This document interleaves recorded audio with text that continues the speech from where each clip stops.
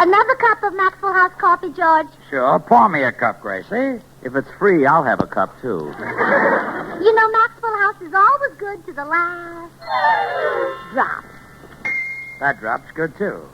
Yes, it's Maxwell House Coffee Time, starring George Burns and Gracie Allen.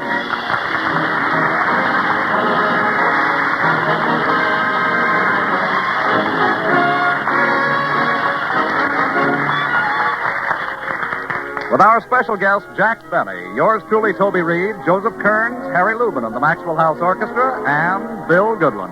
For America's Thursday night comedy enjoyment, it's George and Gracie.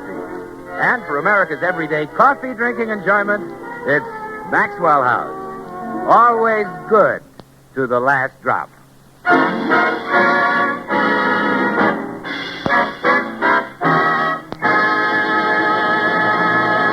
Well, today we find the Burnses sitting in a booth in the Brown Derby restaurant. It seems their old friend, Jack Benny, has invited them to lunch, and they're waiting for him to arrive.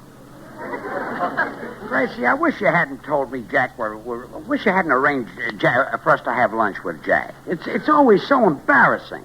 What do you mean? Well, those lousy tips he leaves. He's been eating here 5 years, and he's yet to tip more than $1. Well, $1 isn't a bad tip. That's for the 5 years.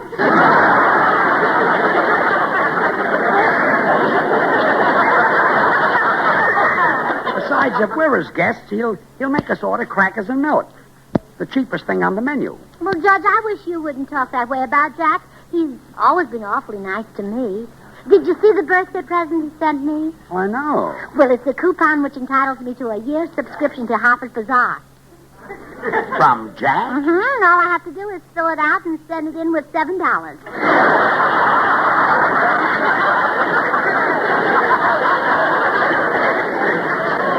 Harper's Bazaar is $6. Well, Jack gets $1 commission. Jack Benny hasn't put his hand in his pocket. January will be 80 years. What can be keeping him? Doesn't he know what time it is? No, he's too tight to buy a watch. Tells time by the sun. Oh, George tells time by the sun. I'm not kidding. Here he comes. Oh, hello, George. Hello, Gracie. Oh, hello, Hi, Jack.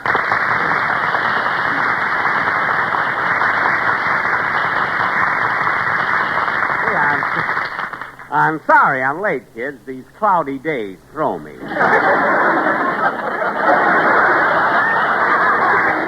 What did I tell you? Oh, waiter, we're ready to order. Yes, sir. Would Madame like to start with a cocktail? Oh, no, thanks. I never drink. I meant a shrimp cocktail. No matter how small it is, I never drink.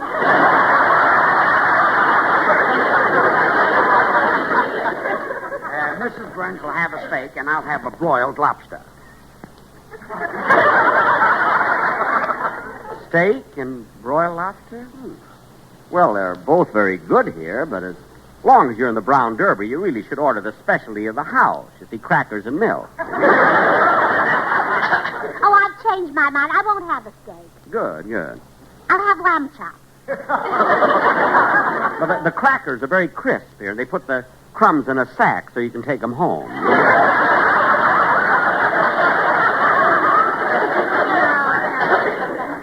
I think I'll have lamb chops. Madame will enjoy the lamb chops. We serve them with little paper panties on. Well, don't your legs get cold? Grace, that's our order, waiter. How about you, Jack? I'll have crackers and milk.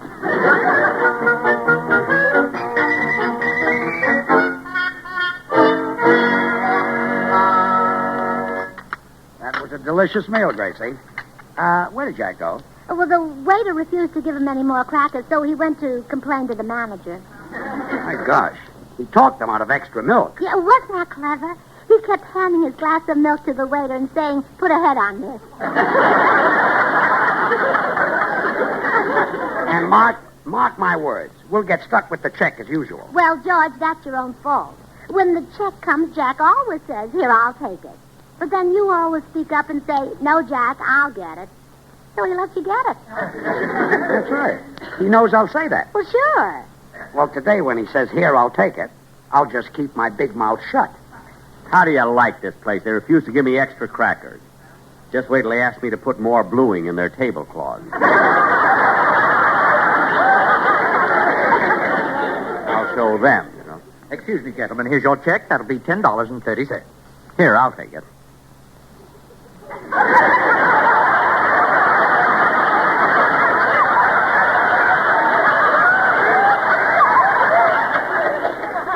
Well, somebody say something. It will be $10.30. You shut up.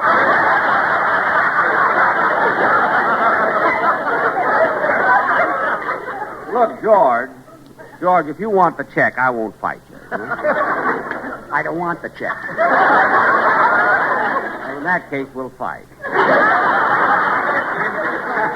Jack, you're the stingiest man who ever lived.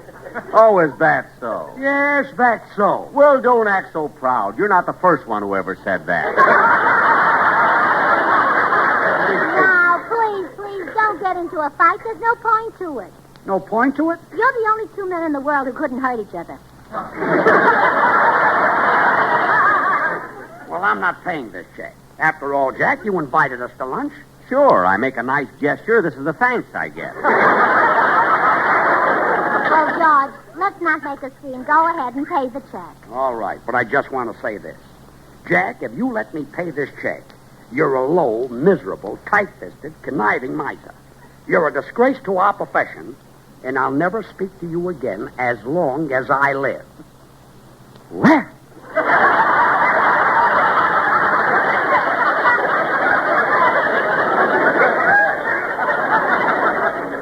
Now, Mr. Burns, if you've finished, I have a few words to say. What are they? Here's the check.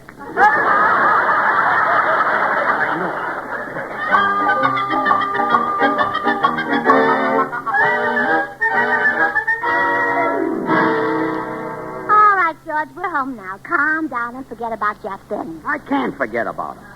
How a man can go through life letting someone else pay his way, I'll never know. Well, now, don't let it make you so nervous. My goodness. When you paid that check, you were so upset you could hardly get my purse open. You know, Gracie, Jack didn't used to be this way. When we were in vaudeville with him, he was an altogether different fellow. Say, now that you mention it, he was. What people used to call him Generous Jack the Plunger. Yes, in those days. In those days, he spent money like water. I wonder what slowed him down to such a drift. I don't know. Maybe it was the disappointment of you marrying me instead of him. He was pretty sweet on you in those days. Well, I liked him, too. You know, Jack was awfully good looking. Yeah. Of course, that was a long time ago. Now he has to use makeup.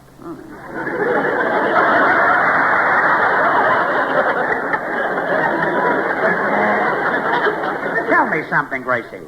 Jack Benny was a big star, young, good-looking, talented, loaded with money, and a big spender. And I was just a struggling young song and dance man. Why did you marry me instead of Jack? Oh, George, you don't have to ask that, do you? No, I guess I don't. Well, good, because I haven't got an answer. Oh, fine. You know, I can't get over the change in Jack. When he was courting me, he was the most generous man in the world. He certainly was. Remember the night you both proposed to me? Sure. We got into an argument, and I hit Jack over the head with his violin. See? I'll never forget that night. That was 16 years ago, but it seems like yesterday. I remember Jack arrived at my house first. He brought along his violin to serenade me, and when I went to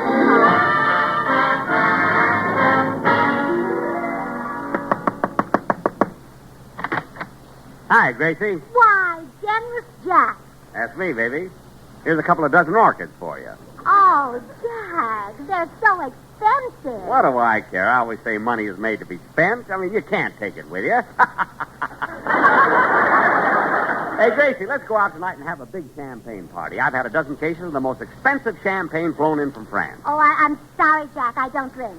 But, Gracie, Mum's extra dry. Well, then let her drink it. Besides, we don't want to be gone when George Burns gets here. George Burns? Mm-hmm. Will he be here tonight? Mm-hmm. I thought he was playing Altoona. Well, he into an argument with the manager. He said he'd never play that theater again as long as he lived. What'd the manager say? That was the manager talking.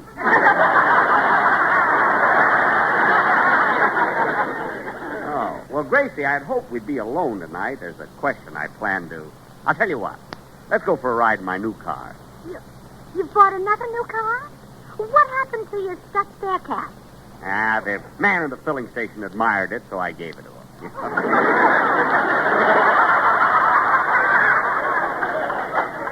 Jack, what kind of a car did you buy this time? A Maxwell. But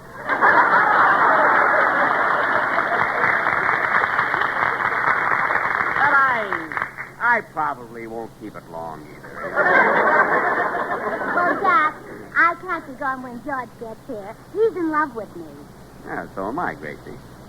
Will you marry me? Oh, Jack, get up off your knees. You'll ruin your new suit. So what? I'll throw it away. It's old anyway. I've had it since yesterday. Now, Gracie, look, Oh, that must be George. Come in. Hello, Gracie. Jack Benny, what are you doing down on your knees? I'm proposing to Gracie. But, Gracie, I want you to marry me. You? How could you support her? Who's planning to? Look, Gracie, don't marry this broken-down vaudeville hoofer. Well, I think George is a very good dancer. You ought to see him do that adagio dance with his girl partner. It isn't easy to throw a person 10 feet in the air and then catch them. You said it. But that girl hasn't dropped George once. But, Gracie, what future has George got dancing in vaudeville? Vaudeville is dead. It's been killed. Is that true, George? Well, you don't expect him to confess, do you? Well, me, look at I'm a violinist. I can go in that new business called radio. Yeah? Well, listen to this. I love you, love you, love you, I do. You're the only girl that I adore.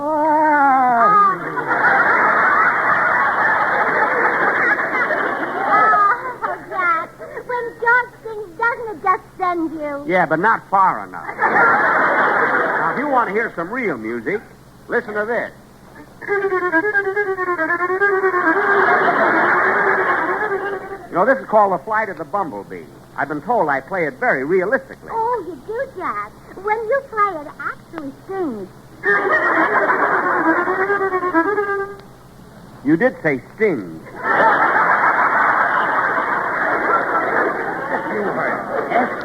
S-T-I-N-K. Oh, yeah? Oh, yeah. Well, here's my violin. Let's see what you can do with it. Okay. Here's what I can do with it. Oh. Oh, George, you knocked him unconscious with his violin. Oh, you shouldn't have done that. You might have broken a string. I'll teach him to try to steal my girl. Oh. Oh, look, he's coming too. What happened? Where am I? You're at my house, Jack.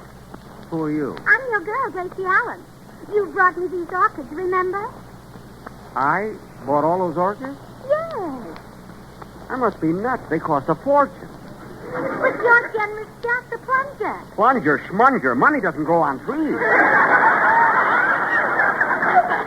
But, Jack, you always say you can't take it with you. Sister, if I can't take it with me, I'll find a way to send it.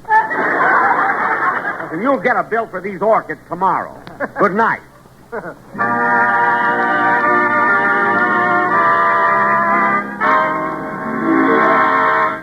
It all comes back to me now, Gracie. From that night on, Jack Benny was a tightwad. Yeah, it was that blow on the head that did it. George, do you realize what this means? It's our fault that Jack is stingy. Yeah, I guess you're right. Well, then it's up to us to change him back. Yeah, I've got it. Hit him over the head with his violin again. Yeah, that might do it. But I can't do that again. Why not? Well, we were young guys then. I can't hit a man with gray hair. We'll take it off.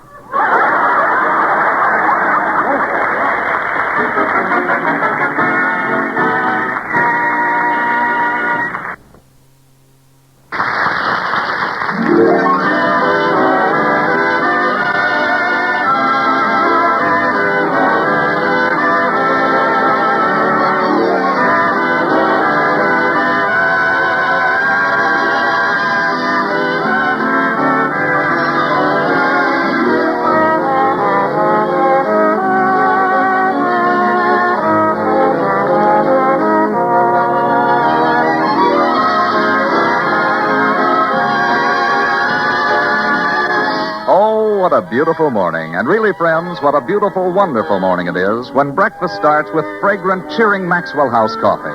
How about it? Have you discovered how much more enjoyment there is in every cup of Maxwell House? Do you know why more people buy and enjoy Maxwell House than any other brand of coffee in the entire world? Well, the answer, of course, is flavor. Yes, rich, heartwarming, good-to-the-last-drop flavor that no other coffee gives you. No coffee but Maxwell House. To create it, our Maxwell House experts combine not one, but many superb varieties of Highland-grown Latin American coffees. With care and skill, they select Monticelli's coffees for mellowness. They add Medellins for richness. Other choice coffees contribute robust vigor. And finally, they round out the blend with Bucaramangas for fine, full body.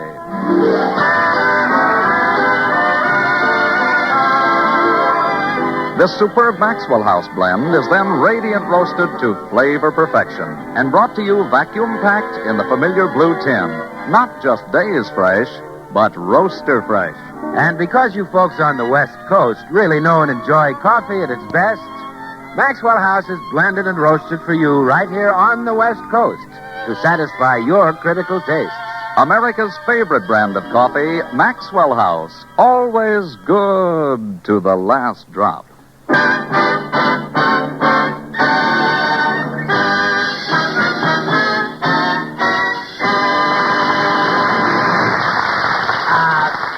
Gracie, I had a talk with Dr. Miller, the psychiatrist. He says the blow on the head might turn Jack Benny into generous Jack the Plunger. Oh, wonderful. But he says we'll have to create the same situation we were in 16 years ago. Oh, but George, he was proposing to me when you hit him. He can't do that now. I'm married to you. Well, you'll have to pretend that we've split up and that you're single again.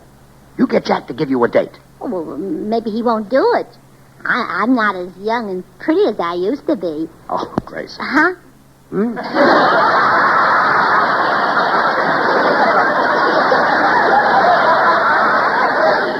Gracie, you haven't changed since the day I married you.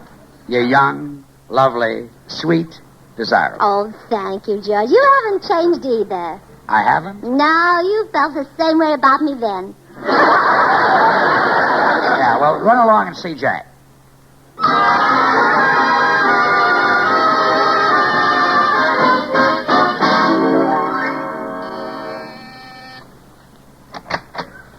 Yes?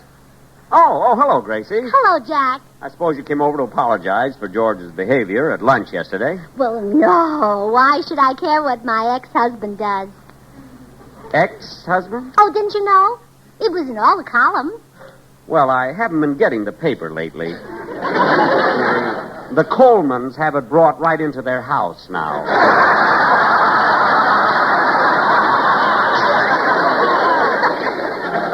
So you and George have called it off, huh? Mm-hmm. I'm single again. I'd even have a date if a very attractive man asked me. I'd love to ask you, of course. I'm not as attractive as I used to be. Huh? Ah, yes, you are, Jack. Oh, go on. I'm much older than I was then. Oh, no, you're not. You're still 39. How come you've never married, Jack? Oh, I guess I've been waiting for you, Gracie. Is there still a chance for me? Well, maybe. You used to say that the girl you married would have everything. Mink coats, Cadillacs, diamonds, and all the money she could spend. You still feel that way? Certainly. That's why I want to marry you. You've got all those things. Gee, Gracie, we were meant for each other. Now, how about it? Oh, I don't know, Jack. You'll have to court me first. Again? Uh-huh. Call on me tonight and bring the orchids. But I did all that. That was 16 years ago. Well, didn't you save them? You know, they keep forever in the icebox. Well, as a matter of fact, I do have a lot of the things you gave me. I keep them pressed between the pages of a book. You brought me such nice flowers. I used to bring you candy, too. Yeah, I wish I could get that book open.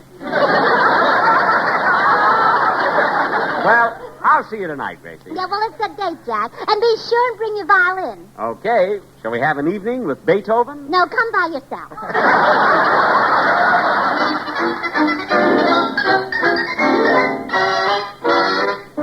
Oh, it worked, George. Jack Benny will come courting me tonight, just like he did 16 years ago. That's great. Now, we want to duplicate that night exactly, so you arrive after Jack has been here for a while. Just a minute. I like the idea of leaving you alone with that old gray wolf. Might try to kiss you. Oh, George, relax. He's bringing his violin. So what? So by the time he carries that over, he'll be all tired.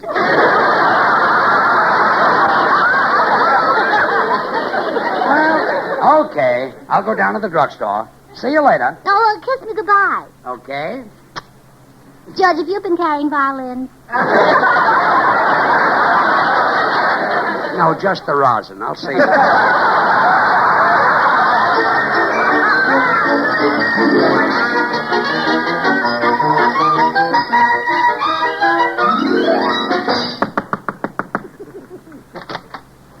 here I am, Gracie. Oh, Jack, how nice to see you. Gee, this is just like old times. You still like flowers? Love them. Well, here you are, baby. Here's enough flowers to fill this room. Oh, how nice, a package of seeds.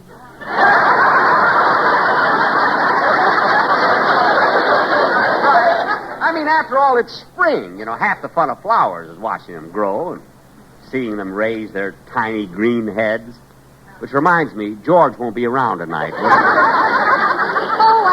Yes, Jack, he might drop by later. Well, I better get down on my knees and propose to you right now before he gets here.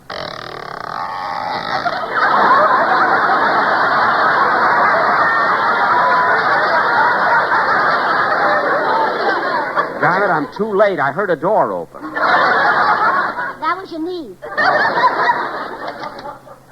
Come in. Hello, Gracie. Oh, Jack Benny. What are you doing down on your knees? Never mind. Just help me up.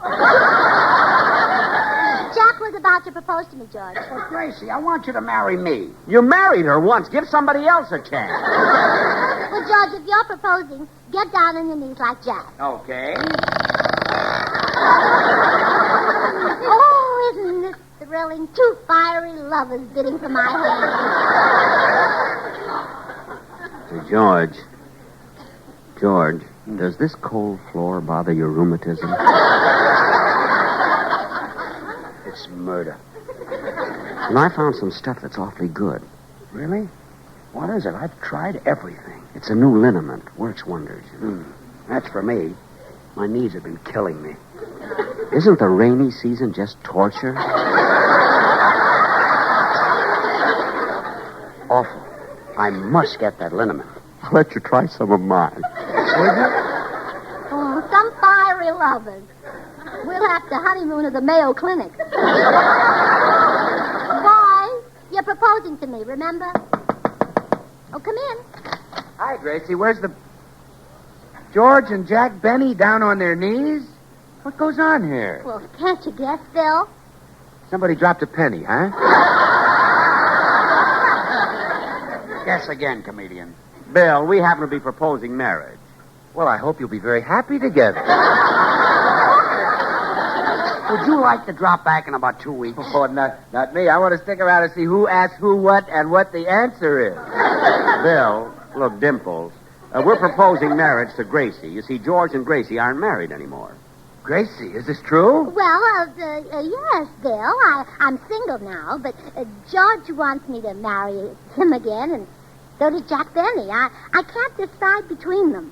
Can't decide between them. Gracie, this is your chance to marry one of the biggest stars in the country, a man with a great future in television. Yes, I was good, you know. Not only a great talent, but loaded with personality, charm, good looks. Blue eyes, don't forget those. Gracie, you lucky girl. This is your chance to marry me. You? Scram, Bill, you're lousing up everything. Pay no attention to him, Gracie. I'm asking you to be the mother of my children. How many have you got?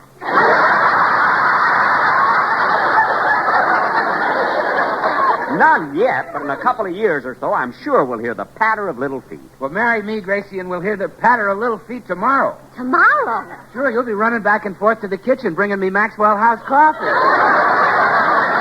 Think how happy we'll be, Gracie, with rich, delicious, mellow Maxwell House coffee from morning till night. Well, if you're going to get commercial about this, she can marry me and feel her level best.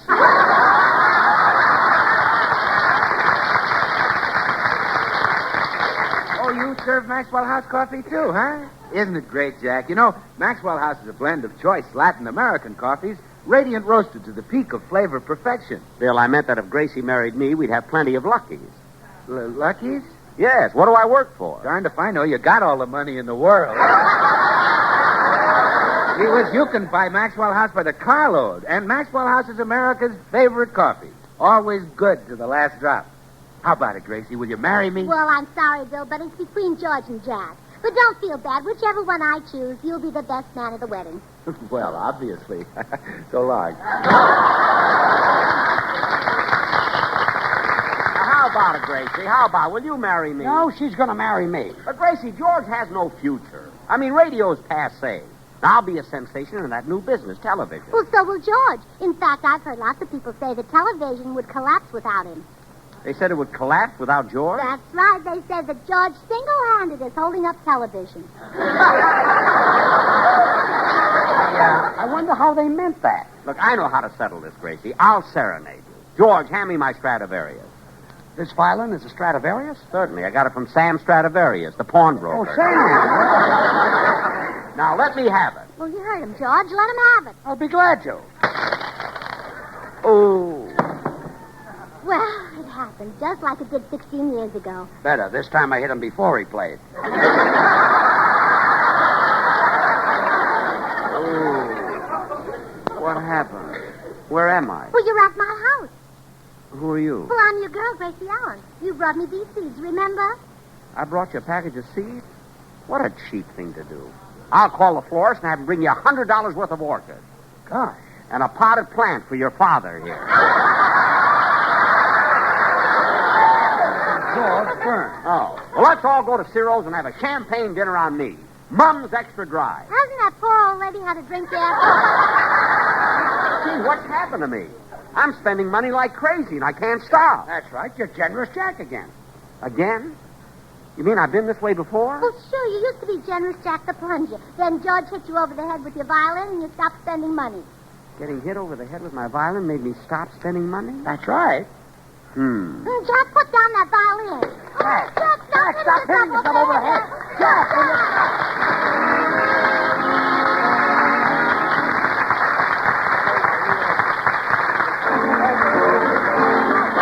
Good things. The easy way. Do you like good things the easy way? Then get instant Maxwell House coffee.